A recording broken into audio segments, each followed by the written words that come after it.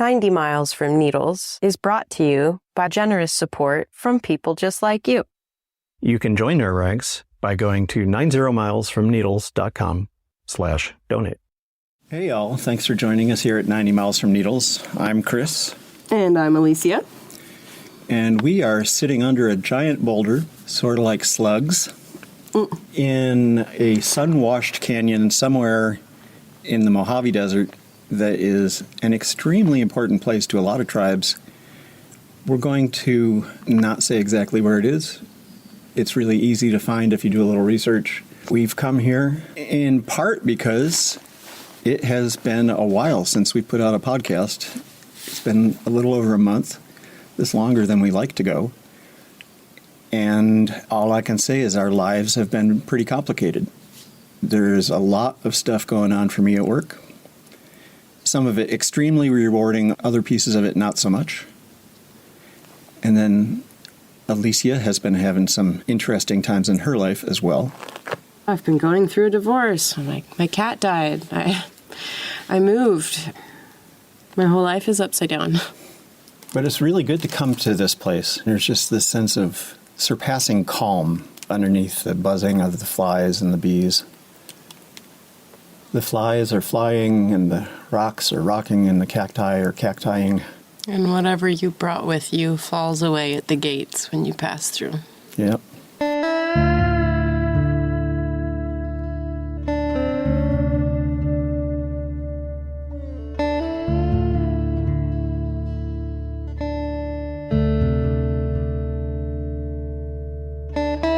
It's time for 90 Miles from Needles, the Desert Protection Podcast, with your hosts, Chris Clark and Alicia Pike. Hey, here we are back in the studio. You might be wondering why we went all the way out to southern Nevada to record some audio on what has been bringing us down lately. And there are two reasons for that. One is that this episode of the podcast is pretty late because we have been living complicated lives, and it's a way of explaining to you what's been going on and why you haven't had a podcast episode in the last month. But also, with all the bad news that is following us wherever we go, we have instant access these days to all the bad news of the world in our pockets at all times. We're all going to be grieving something. Whether that is news out of the Middle East or news out of Ukraine or news out of Arizona, conversion of landscapes into shopping malls or parking lots or solar facilities or lithium mines or whatever it may be, we're going to have to figure out how to navigate this kind of feeling and continue to function if we're going to do anything about making sure the world stays as livable as possible for us people and all the critters and plants that we share this planet with. Way to wrap it all up, Chris. I don't know. I just feel like we're getting further and further from recognizing the importance of going to nature. With all of these other pressing issues in the world, it's so easy to just forget about signing that petition or getting in the car and taking your dogs to that favorite dog-friendly trail. Yeah, the world can just slow you down into a literal state that they call dorsal vagal, where you are dissociating because life is just too overwhelming. And all you can do is scroll or watch TV or eat. Just shut down. And that's something that I feel like we just can't ignore in society anymore. It's something that we're all facing with just the state of our society and the world. And we often face that in our own personal lives. And going out into nature is therapeutic. It is healing. It is, to me, necessary to survive the stress of life, to have that place to go. So many places to go. I feel so blessed living in such an expansive patch of desert that has been fiercely fought for and protected. And there it is for me to just run away to whenever I just need to balance my chemicals. I'm sorry, what did you say? I was dissociating. Mm-hmm. Grief is tied into our work advocating for the conservation of desert lands because on a very surface level, There's, it seems, a lot more battles lost than won. And what do we do when we suffer that grief? We always return to nature. Philosophically, literally, figuratively, ashes to ashes, dust to dust. Yeah, I'm reminded of something that David Brower used to like to say. And for those of our listeners who are under age 30, David Brower is somebody I used to work with who was a famous environmentalist. And look him up. He wasn't a perfect guy, but he was pretty inspiring. But he used to say that the problem with working on the environment is that our victories are always temporary and our losses are always permanent. When you think about all the different ways in which the desert is threatened, it can be really overwhelming, and you can forget that you have occasional victories just because the scale of the work that needs to be done is so big. And that's really one of the things that has been immobilizing me lately. This is probably as good a time to mention as any that I have given notice at my day job. The amount of threats to the desert is just staggering and disconcerting, and I needed to not live in that stream of bad news 24/7, 365 anymore. Still going to be working on bad news because this is a journalistic enterprise here, this podcast. But we can at least shape the way that we talk about the bad news to emphasize what you can do about each of these issues that we bring. That's going off down a rabbit hole a little bit. What I'm trying to say is that doom scrolling leads to heart attacks and strokes and yelling at your dog. It's just not a healthy way to live. We need to know what's going on in the world, and it's easier than ever to know what's going on in the world. So we also need to know when to tune out. The hardest part about grief and a lot of the topics that we're covering in this episode is that it all boils down to change. And humans really struggle with change. It's scary. We're anxious of it happening. When it comes, we reprogramming and reorienting and recovering and moving on. There's so much involved in change. And how do you eat an elephant? One bite at a time. An elephant like that, you don't eat all at once. I don't know. Somehow change always drives innovation. Change drives growth. Change is a very powerful force. And when change comes, you best to heed the call. We are in a position where we are losing entire landscapes. And that can cause grief. It can cause shock. It can cause dislocation of the way you see yourself in your life. That's certainly what I've been feeling about the Dome Fire and the York Fire that followed it, burning one of the most beautiful places in my life, one of the most important places to me in my life story. And this is a landscape that is not accustomed to fires, so it is going to be forever changed by that fire. But it isn't just about wild landscapes or even literal landscapes that we're talking. We can be talking about the loss of a place, some of the losses you've had recently. That is the same thing, basically. It could be a landscape of picturing yourself living with a cat for more years than you got. Could be a landscape of how you pictured your life would go. For me, I adore quite a few different philosophies, and they help me get through stuff like that. But the most powerful piece of advice that I use is the last vestige of our freedom is to choose how we react to any given set of circumstances. It is where freedom lies. It is so easy to blame our pain on the state of war or the world or whatever.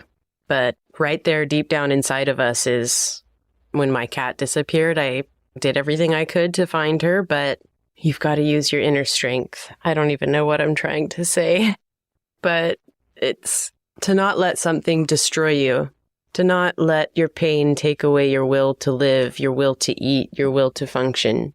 It's the greatest triumph that we can overcome in grief, and it applies to everything, how we decide to respond. And I'm going to respond with love, because love is, to me, it seems humans love to commodify things, and love is one of those things that you can't put a price on. It's free and it's priceless. It's the most valuable thing on earth. Balm for the soul. And my love for nature is a balm when I go there. Give me that serotonin. Give me those endorphins, because I need them now. Well said. Why don't we head back out to a week ago and that beautiful canyon where we sat and discussed things and hear a little bit more of what came to mind then. And Let's get back on trail.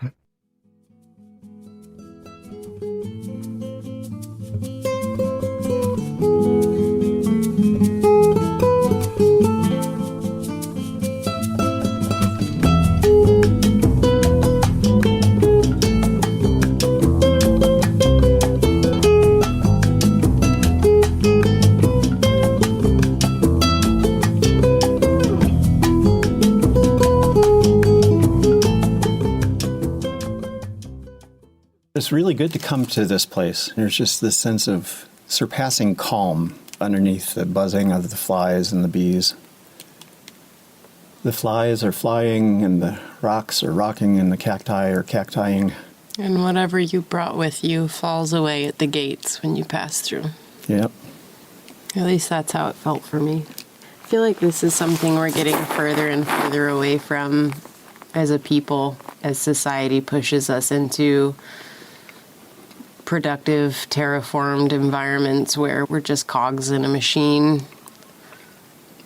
This is part of the cycle to be here. This space has been devalued by colonial attitudes, capitalistic attitudes.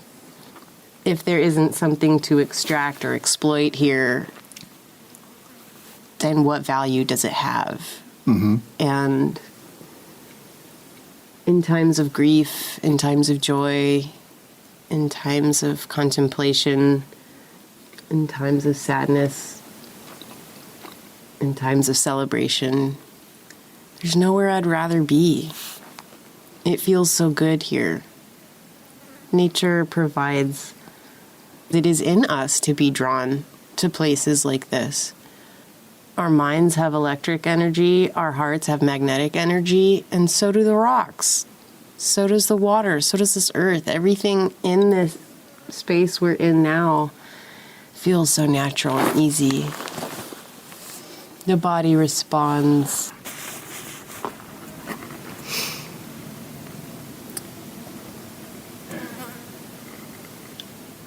There's something so spookily calming about this place. It's like a knowing and a feeling. You know this place is special. It's been made apparent for a lot of different reasons. You don't need all the signs that thousands of years of humans have left to see the water source, the grapevines, the shade, the bounty of everything else that's growing in this area. And then that feeling of calmness. You know, I'm calm today, but I still feel a lot of emotional turmoil, and even my tears dried up way quicker out here than they did in the car. I don't know. There's something that feels really good here, and I don't need to have an explanation why. So can you see so clearly how that boulder unplugged from that spot? Yep. I'm gonna guess that joint would have been receiving a lot of different, or a couple, and then it started working down that face and then created a perforation. Just let's go. That's what that looks like to me. We often feel like that's so permanent. The boulders around us it takes eons for them to get the way they are, and that's true, but only once has one of my regular routes had a big chunk of rock just move suddenly. Mm-hmm. It's like the one time it was there, and the next time I showed up, it had slid down canyon. And I just think it's the coolest thing to get to see some of that action in action. I like that cliff collapse at Black's Beach. When was that, last year? Yeah. Growing up in San Diego, that was a regular occurrence, bus-sized chunks of cliff coming down. But that, I am so grateful that we can record events, because that's not something you want to hear about. You want to see. Yep. It was epic. And the likelihood that I'm ever going to be in the right place at the right time for a boulder to, on its own, go sliding down, so rare. And I'm not going to be the one who nudges it either, because that doesn't count. I have to say that thinking about that kind of thing in the larger scale of time than we are used to seeing, the scale of time in which these boulders are basically liquid and flowing downhill. Right. That's also a really good thing to think about it. If you're, I don't know, mourning the loss of almost 100,000 acres that burned up. The York fire has taken out almost 100,000 acres of Mojave Desert that will grow back in one form or another, but it won't be the way it was. And I haven't even really dealt with the impact of the 2020 Dome fire, and here's one more than twice as big already. Imagining that, that used to be a volcano field. Yeah. It was all on fire at once and devoid of life. There used to be camels and saber-toothed cats and ground sloths and cave bears and American lions walking around in there. Don't forget about the American cheetah. And the cheetahs, yep. Because that apex predator is where our beloved pronghorn developed its speed. Yep. I thought that was the most interesting scientific story at the time, that they sorted that out. Like, why can't it run so fast? Why did it need to develop the skill set to run 60 miles an hour? How cool that their predator went extinct and they got to keep going. Lucky. They still have predators, though. Yeah, it's like an orphan trait. Yeah.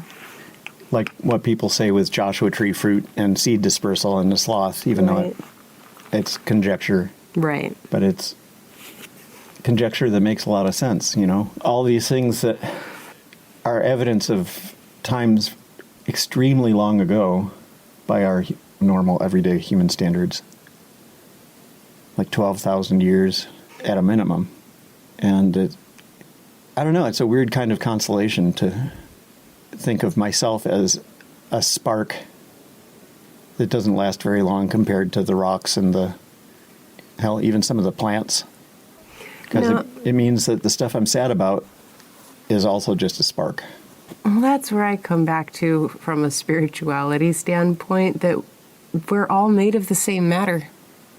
Any matter that you miss or any matter that matters to you, it matters. All our matter matters together because we are the same matter. I am made up of the same material as those rocks.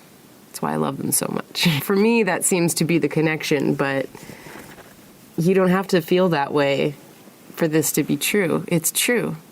We're all made of universe recycled material. The word is xylem, Y-L-E-M. It's the technical term for the recycled matter of the universe that we're all made up of. And this guy, fucking growing right out of a rock.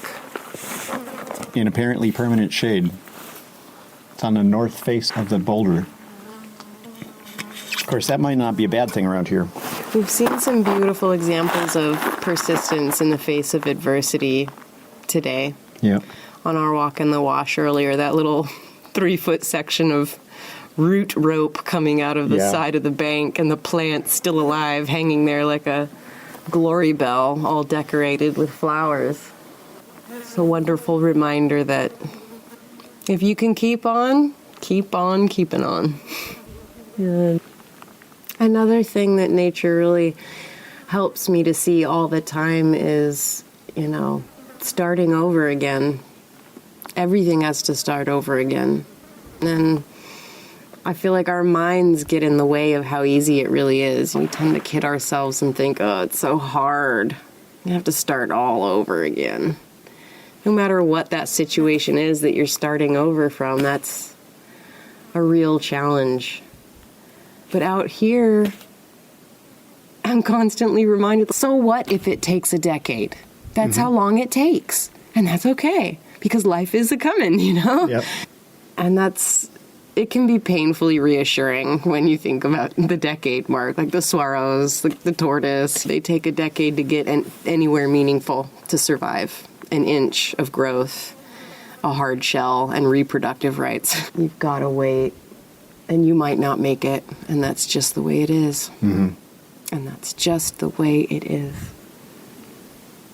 And hey, you might make it. And you might turn into an icon of the desert. I feel like I've been swimming in bad memories for a while now. It's exhausting. But here, I don't feel like I'm treading water. I feel like I'm out of the water. Mm-hmm. I'm sitting, I don't want to say I'm sitting on the beach because that sounds entirely way too pleasant. But this is pretty pleasant. Having a hard-boiled egg picnic out in the desert with my buddy. Yep. Talking about life and stars. Just about as good as it gets, really. No matter what you had to swim through to get here. Had a couple of good moments today, but I feel like I'm really running circles around this grief issue. Just kind of not getting too close, you know? Yeah. As you try and figure out how to live your life with the grief being part of it, you don't want to be stuck in it all the time. And you also don't want to ignore it. No. There's a lot of generational trauma in every family. Well, maybe not every family, but that we overlook so easily what our ancestors went through to get to where we are today. And the way that those things get passed down and shape our worldview without our knowledge. We're just certain ways because that's the way our family is. Mm-hmm. And I feel like there's a real loss to the connection of family. When I was growing up, classic teenagers, teenagers didn't want to have anything to do with their parents, didn't want to learn about their parents, didn't care what their parents did, had their own ideas about, kids growing up on the farm and wanting to run away to the city. It was very clear to me, we have this choice. We don't have to do what we're told. We can do whatever we want. And then as an adult now, I see that that's one of the breakdowns that has prevented the transfer of that generational knowledge. We're not on the farm. We're not in our traditional places. Our roles where we got our names, those jobs are long gone. Our trades, everything that made us who we are today is kind of, in the last few generations, kind of just morphed rather quickly. Yeah. That disconnect. There's a lot of grief for me in that because I know that I have very strong family connections to Earth and to life on Earth. And there were so many times in the last decade that I just wished I could talk to a grandparent because I know my mom's mom would have been great when I was struggling to raise the young German Shepherds or working with horses many years ago. It was like, God, I wish she was around so I could ask her what she would do. Whether I would do that or not doesn't matter. To have access to that knowledge. We're having children later, so parents and grandparents are dead and gone by the time kids are, everything is breaking down to keep that verbal, oral passing down is fading. It's really tragic that we can't read ourselves to discover what connections we have ancestrally, what specificities we have. What it really boils down to is what our gifts are, what we can give. If you don't understand what you can give, how can you give anything? And that can leave you feeling so fucking empty. Very empty. I don't know. Rant over. Joint lit. I guess what we're saying is there's good news even if you're having a shitty time in your life. There are ways you can help yourself by going outside if you're the kind of person that likes being outside. Just remember to do it. Whether it's in the desert or the redwood forest or the beaches along the Gulf Coast, getting outside couldn't hurt. Unless you're here in the desert and it's August. That'll hurt. That could hurt. But even having an experience like that, I don't know, maybe it's too much to say you should go do this, because maybe it doesn't work for everybody, but it certainly works for me.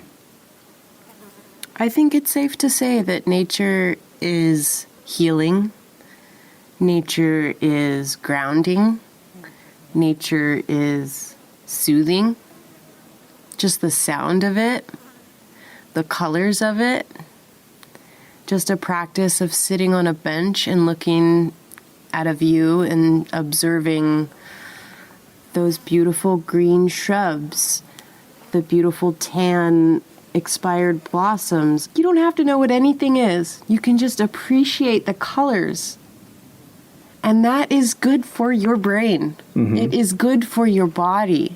All your cells vibrate differently when in nature.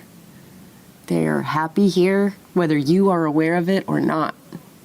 The city is agitating to your cells, whether you realize it or not. You can love it. You can love being agitated. That's real. But yeah, just listening to it and looking at it, you don't even have to interact too hard. I believe that it is healing and it is soothing and it's good for the body, it's good for the soul.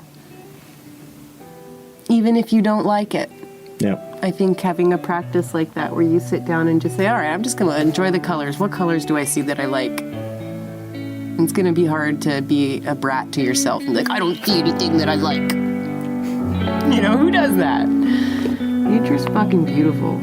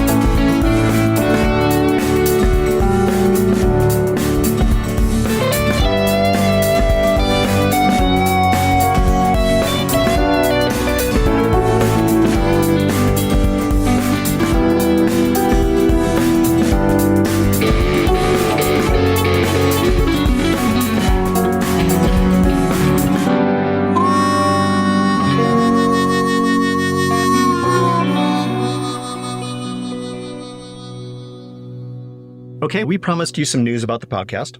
We formed a nonprofit organization to be a home for the podcast. It is the Desert Advocacy Media Network. Damn. The acronym is deliberate.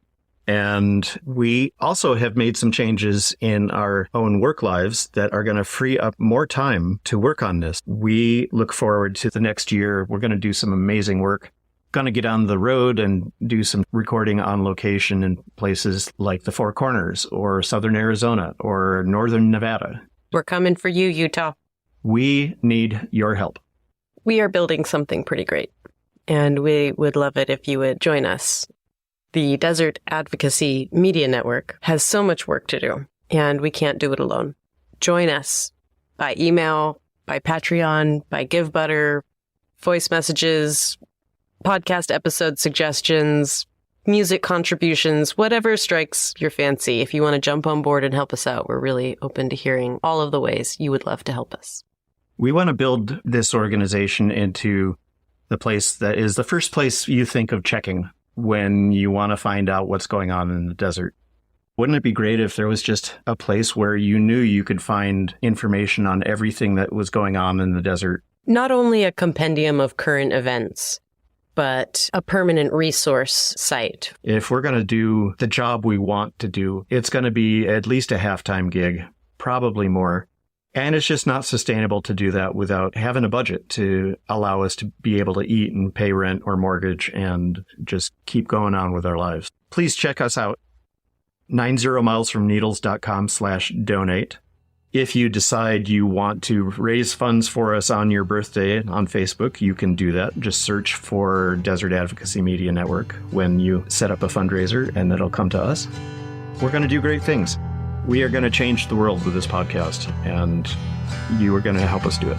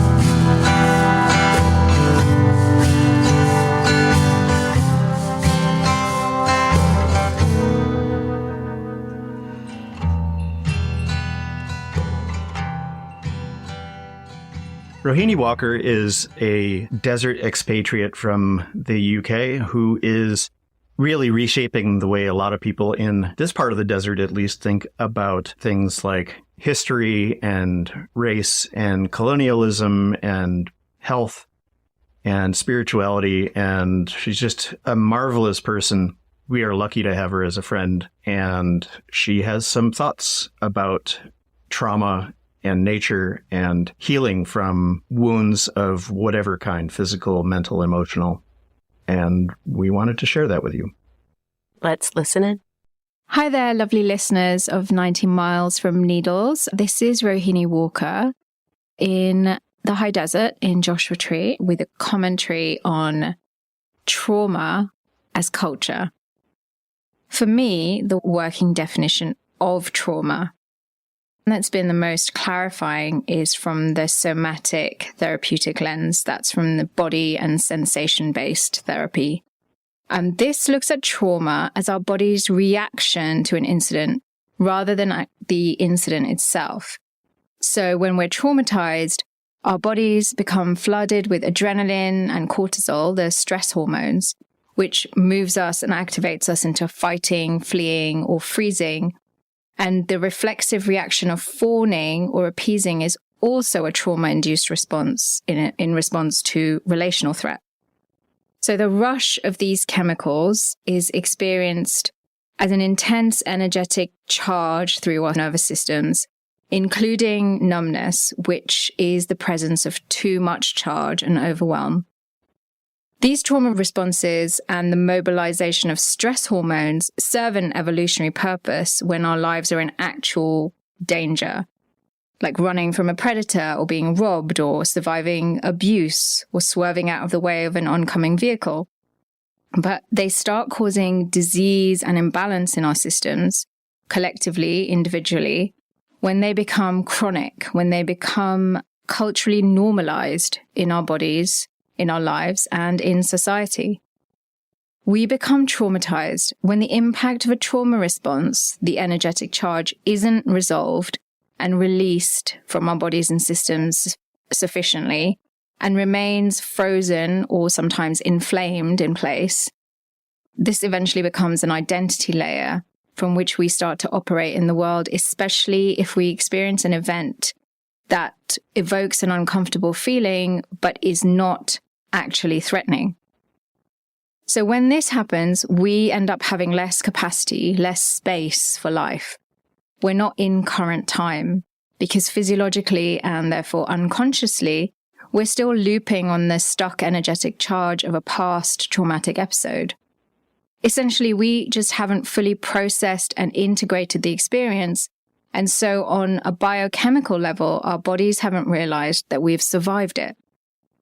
And when calcified trauma like this becomes the structure of identities, of beliefs and behaviors, and it's then unconsciously handed down from parent to child, it becomes ancestral and intergenerational, creating the cultural context and patterns of family life.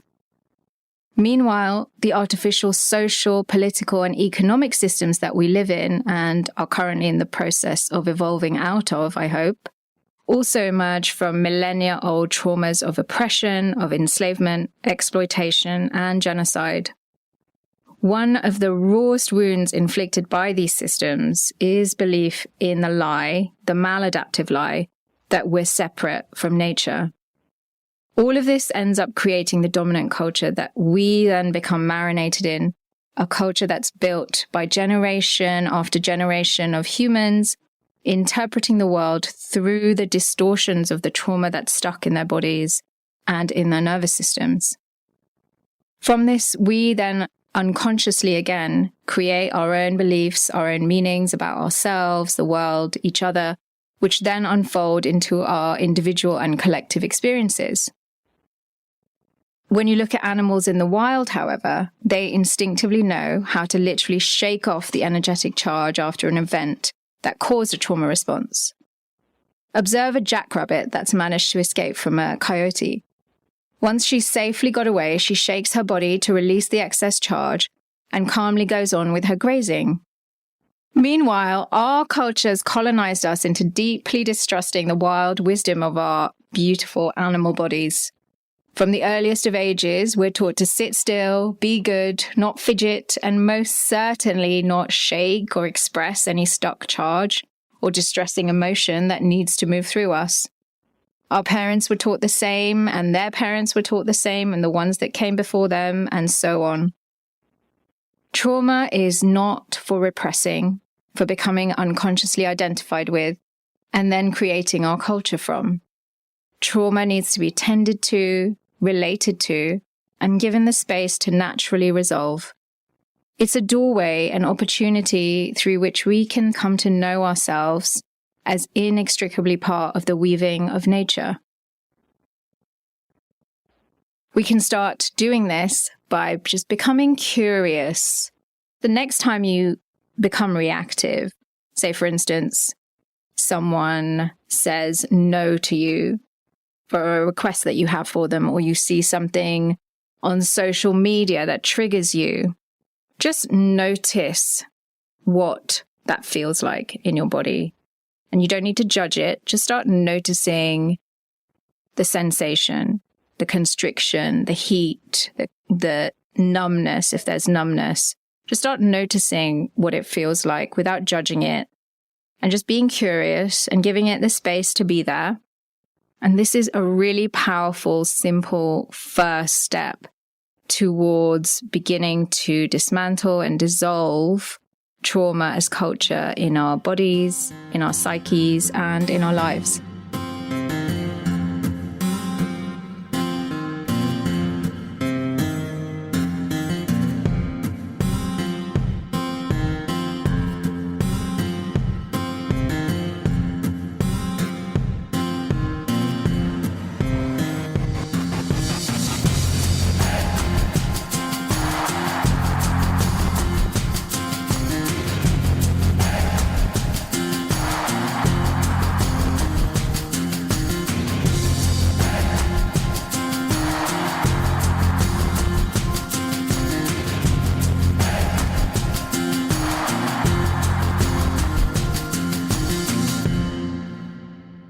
That's it for this episode. Episodes we have in the pipeline include talking about desert bighorn sheep, talking to native experts on the saguaro to find out how indigenous cultures in the desert relate to that queen of cacti.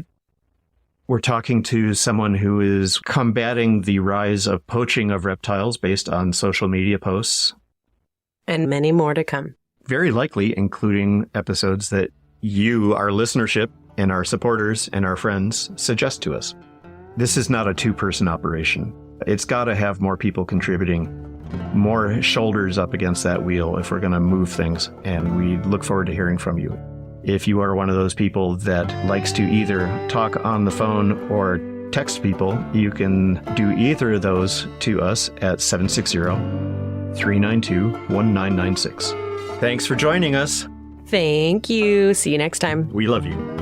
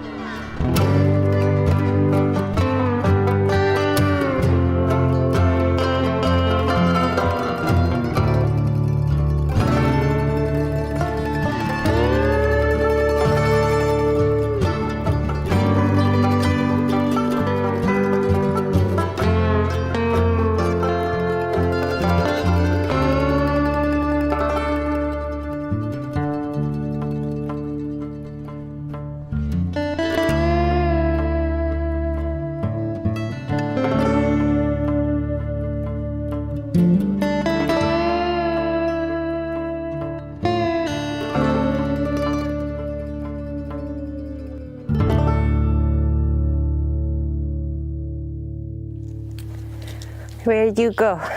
Up here. You picked a spot in the sun, Chris? I just wanted a view for a second. I don't even know what to do with you sometimes.